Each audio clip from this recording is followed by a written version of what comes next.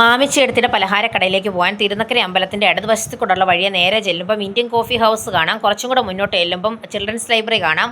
Children's ലൈബ്രറിയുടെ വലത്തോട്ട് തിരിഞ്ഞ് നേരെ ചെല്ലുമ്പം ലിറ്റിൽ ബൈറ്റ്സ് ബേക്കറി കാണാം. ലിറ്റിൽ ബൈറ്റ്സ് ബേക്കറിയുടെ വലതുവശത്ത് കൂടെ തിരിഞ്ഞ് നേരെ ചെല്ലുമ്പോൾ കുരിശുപള്ളി കാണാം. കുരിശുപള്ളിയുടെ മുന്നിൽ കൂടെയുള്ള വഴിയെ വലത്തോട്ട് നേരെ ചെല്ലുമ്പോഴത്തേക്കും സ്കൈലൈൻ്റെ അപ്പാർട്ട്മെൻറ്റ് കാണാം. സ്കൈലൈൻ അപ്പാർട്ട്മെൻറ്റിൻ്റെ നേരെ ഓപ്പോസിറ്റാണ് മാമിച്ചേടത്തിയുടെ പലഹാരക്കട. ഇത് 1953 എസ്റ്റാബ്ലിഷ്ഡ് ആയൊരു ഷോപ്പാണ്. ഇപ്പോൾ അതൊരു 3 നില കെട്ടിടമാണ്.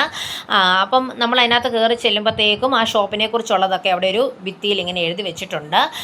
ഇവിടെ നമ്മുടെ ട്രഡീഷണൽ പലഹാരങ്ങൾ മാത്രമല്ല, സ്വീറ്റ്സ് ഉണ്ട്, അതുപോലെ തന്നെ പിക്കിൾസ് അവൈലബിൾ ആണ്. നമ്മൾ അവിടെ നിന്ന് കുറേ അച്ചപ്പം, കുഴലപ്പം, ഉണ്ണിയപ്പം ഒക്കെ മേടിച്ചു. അവിടെ ഇഷ്ടംപോലെ സ്റ്റാഫൊക്കെ ഉണ്ട്. അവരകത്ത് തന്നെയാണ് പാക്ക് ചെയ്തിട്ടാണ് അവിടെ കൊണ്ട് എല്ലാം അറേഞ്ച് ചെയ്തൊക്കെ വെക്കുന്നത്. നമ്മുടെ ഈ കോട്ടയം സൈഡ് അല്ലെങ്കിൽ ദൂരേന്ന് പോലും ആളുകൾ വിദേശങ്ങളിലേക്കും അല്ലെങ്കിൽ ദൂര സ്ഥലങ്ങളിലേക്കൊക്കെ പോകുന്നവർ ഇവിടെ വന്ന് മേടിച്ചുകൊണ്ട് പോകുന്നുണ്ട്. നമ്മൾ ഇറങ്ങാറായപ്പോഴത്തേക്ക് നല്ല തിരക്കായി.